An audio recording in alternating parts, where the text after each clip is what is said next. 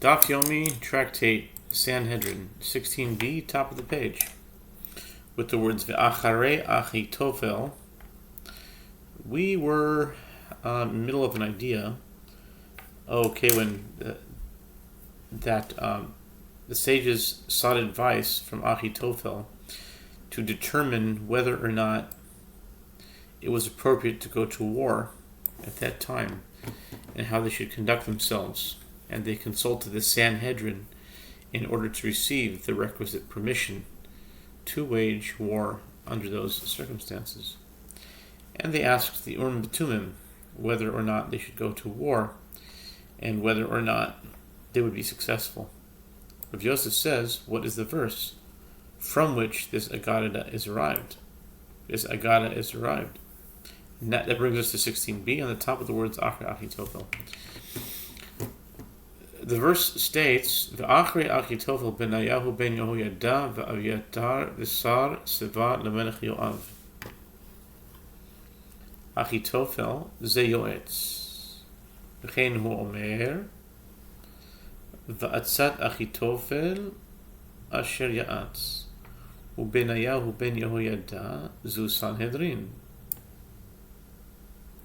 Eviatar elu urim v'tumim. It is after Achitophel was Benaiah son of Yehoiada and Eviatar and the general of the king's army, Yoav. See 1 Chronicles 27:34. The individuals named in this verse correspond to the roles in the Agada as follows. Achitophel is the advisor whose counsel they sought first with regard to going to war. So it says, now the advice of Achitophel, which he counseled in those days, was like that of a man who inquires of the word of God. So was the counsel of Achitophel both with David and with Absalom. 2 Samuel 16:23. And Benaiah, the son of Yehoiada, corresponds to the Sanhedrin, since he was the head of the Sanhedrin. And Abiathar corresponds to the Urim Betumim, as Abiathar, son of Ahimelech, the priest, would oversee inquiries directed to the Urim Betumim. See 1 Samuel 23, verse 9. V'chein hu omer, u'Benayahu ben Yehoyada al hakreti v'lapleti. V'lama nikra sheman kreti u'pleti. Kreti shekortin livrehen, u'pleti shemufla'in masehen. V'achar kach sar tzva lemelech Yoav. And so it says in regards to the position of Benaiah, the son of Yehoiada, as the head of the Sanhedrin, and Benaiah, the son of Yehoiada, was over the Kreti and the Pleti.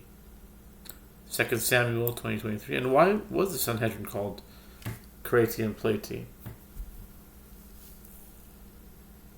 Kreti or Pleti?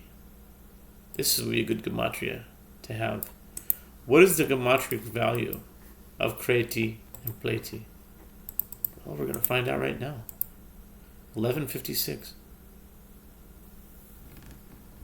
Akbash 221. Alabama 1136. Hebrew Ordinal 130. Sparkatan 31. Nothing coming to mind right now. But anyway, Kreti, Shekortin. Oh yeah. Why was it called Kreti and Pleti? Oh, okay, it was called Kreti because they were decisive. They were cutting. They cut their words. Karet. They were decisive in their pronouncements. It was called Pleti because their actions and wisdom were wondrous. Mufla'in. As Pleti and Mufla'in share the same root. According to PL. Pleti. PL80. PL80. PL80.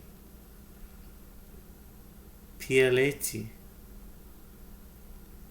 know what's PL80? 9. PL80. PL80. PL80. That's what the PL89 is. It's Kreti and Pleti. Mufla'in. According to the order of the verse, upon being instructed by King David to go to war, the sages first consulted with Achitophel, then with Sanhedrin, and then they were asked to Urim Betumim, and only thereafter was the general of the king's army, Yoav, given the command to ready the army for battle. Amar Rabbi Yitzchak bar Ravada. Amar Rabbi Yitzchak bar Avudimi. Amar. Here's a question that came up today, now that we're talking about Omer. Why is it that sometimes it says Amar Rabbi Yitzchak, and then sometimes it says Rabbi Shimon ben Gamliel Omer? Anyway, Mikra. Ura kevodi ura, hanevo lechinor ayira shachar.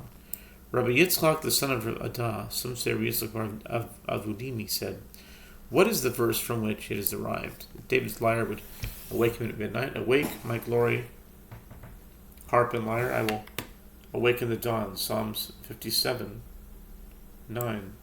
This means that the self-playing lyre has already awoken, and now I must engage in Torah study until dawn.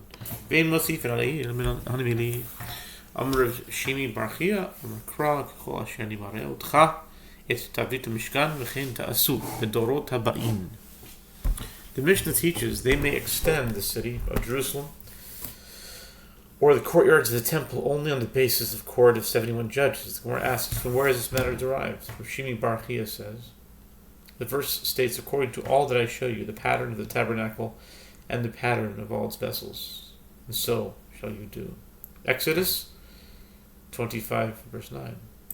And so you shall do means for future generations. Just as the tabernacle was fashioned in all its details, according to Moses' instructions, so too later the temple is fashioned according to the instructions of the great Sanhedrin, whose members stand in the place of Moses. Me'sivchovo kol kelim shasu Moshe shichason mikadeshtan mikan be'elach avodasom mechanachtan ve'amai nevechein tasu l'toras habayim. Rava raises an objection from a Braita with regard to all the utensils that Moses fashioned. Their anointment with the sacred oil is what consecrates them, rendering them fit for service in the tabernacle. From that point forward, meaning in future generations, there is no need for anointment, but rather their service in and of itself dedicates them, meaning that when they are used for the first time in sacred service, they become consecrated. Rav explains the objection. Why is this so? Let us say instead that since the verse says, and so shall you do, this teaches that it must be done for future generations.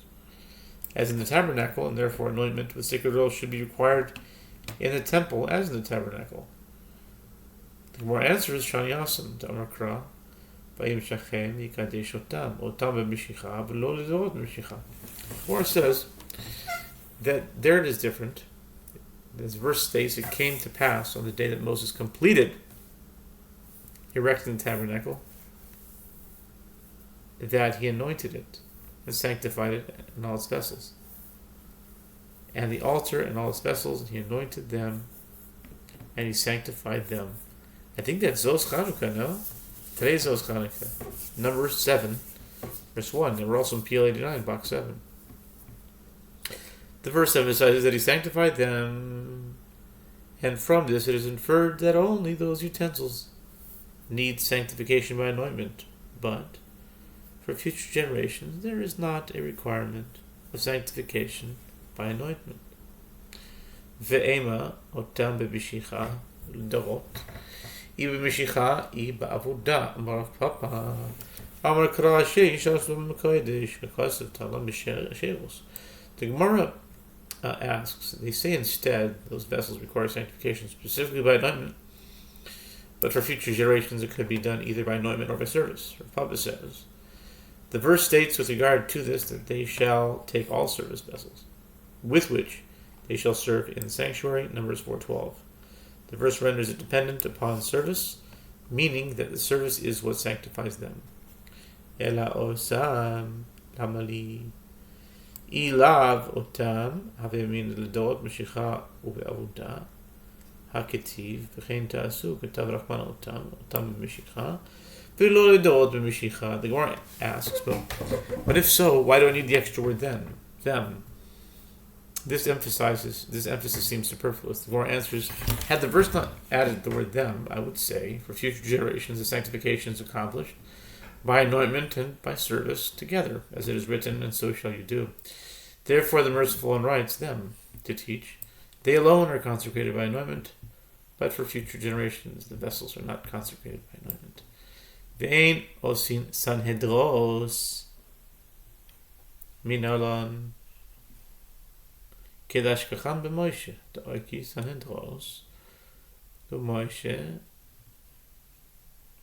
b'makom shivim v'chad kai. The Mishnah teaches that they may appoint a lesser Sanhedrin for the tribes only on the basis of a court of 71 judges.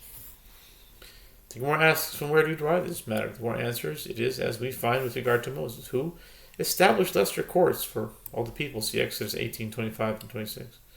And Moses stands in the place of the 71 judges on the great Sanhedrin. A lesser Sanhedrin that stands at the head of a tribe is appointed by the great Sanhedrin. Tanu Rabbanan. The sage is taught in the Bible. Menayin shemavidin shoftim Yisrael, Talmud loymar shoftim titen. Shoitrim Yisrael menayin. Talmud loymar shoitrim titen. Shoftim lechol shevet v'shevet menayin. Talmud loymar shoftim lishvatecha. Shoftim lechol shevet v'shevet menayin. Talmud loymar shoitrim lishvatecha. The sages taught in the Bryson, from where is it derived that society must establish judges for the Jewish people? The verse states, you shall place judges and officers over you in all of your gates that the Lord your God gives you for your tribes. For they shall judge the people with righteous judgment. Deuteronomy 16:18. From where is it derived that society must also establish officers for the Jewish people? The same verse states, you shall place judges and officers. From where is it derived that society must also establish judges, not only for the entire Jewish people, but also for each tribe, each and every tribe? The verse states, you shall place judges and officers for your tribes. From where is it derived that society must also establish officers for each and every tribe? The same verse states, you shall place judges and officers for your tribes. Shoftim l'chol ir v'yir menayon. Shoftim.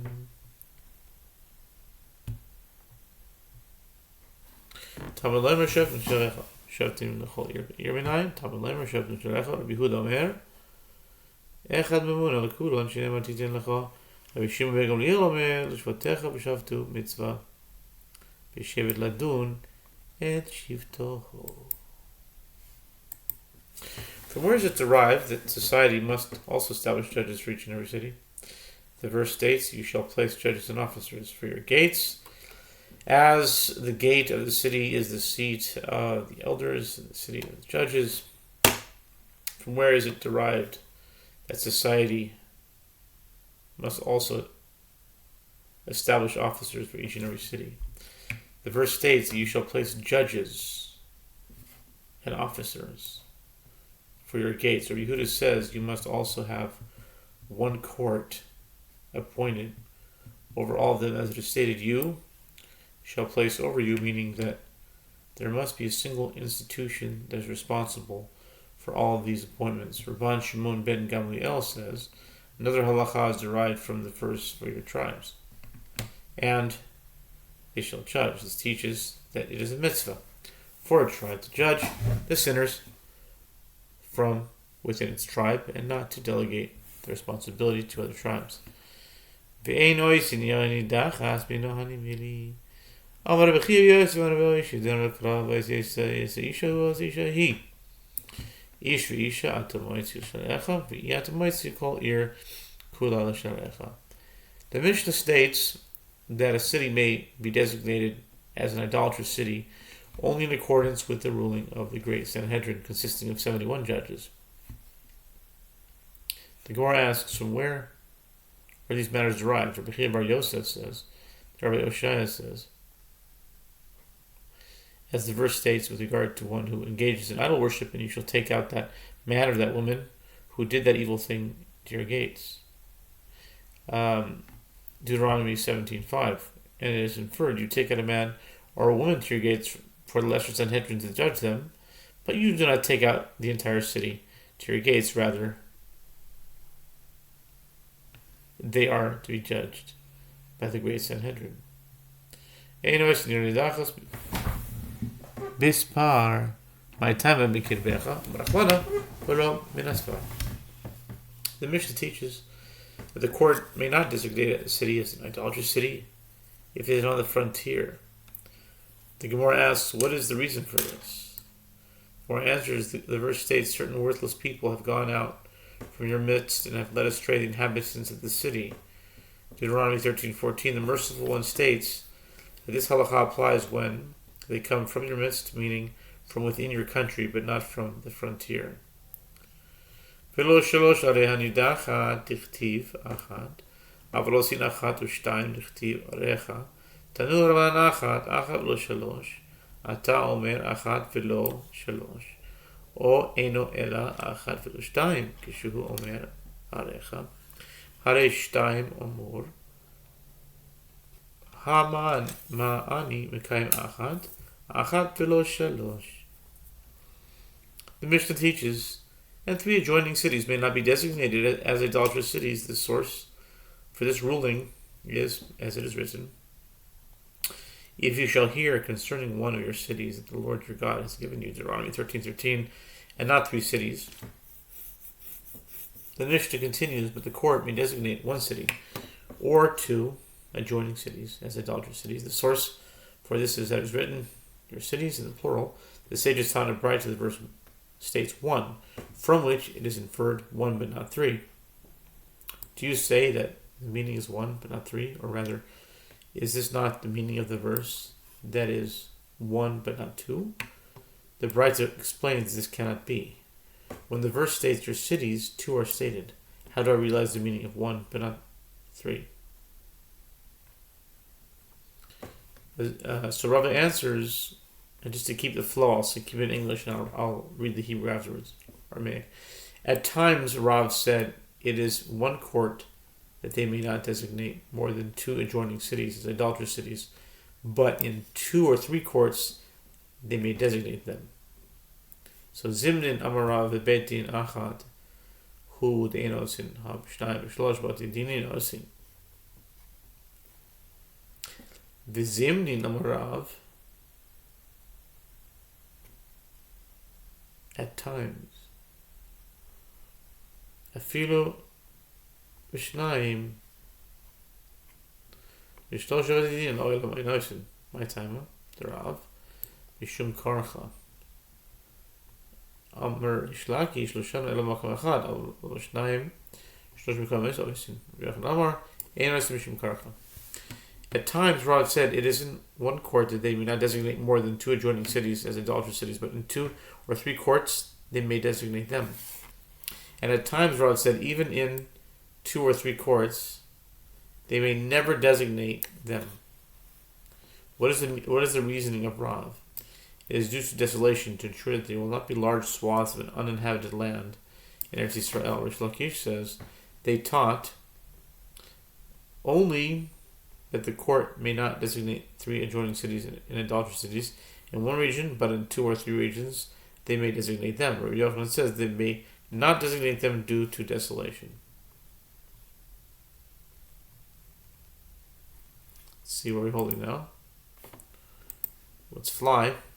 Tanya Kavasa, Rabbi Yochanan, in Eretz Yisrael, Yaros Min Dachas Ben Yisrael, Avalois Noisim Shtayim, going Achas B'Yehudi Achas B'Galil. Aval Shtayim B'Yehudi Shtayim B'Galil Noisim Mismuchad Espar. The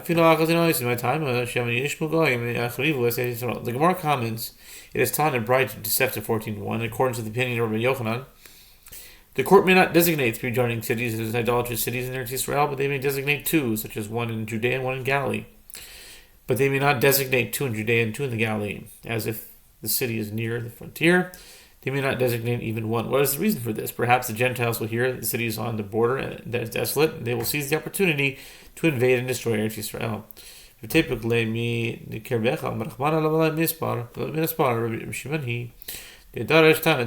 Gemara asks, but let him derive this halacha from the fact that the merciful one states from your midst, from which it is inferred, but not from the frontier. The Gemara answers, this Braita is in accordance with the opinion of Rabbi Shimon.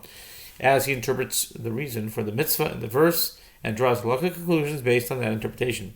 Sanhedrin Gedoyla Chaisa. My time of the Rabbanan Amri Moshe al Gabehen Amar Kra is Yatzusham. The Mishnah teaches that the great Sanhedrin was composed of 71 judges, and that Yehuda holds that it was composed of only 70. As Moses gathered 70 men of the elders of the Jewish people, according to Yehuda, Moses himself was not counted as part of the group. Gemara asks, what is the reasoning of the rabbis who say that when Moses gathered 70 men, he was at the head of the court and is therefore counted among them? The verse states, and the Lord said to Moses, gather me 70 men from the elders of Israel, who you know to be the elders of the people and officers over them, and bring them to the tent of meeting, and they shall stand there.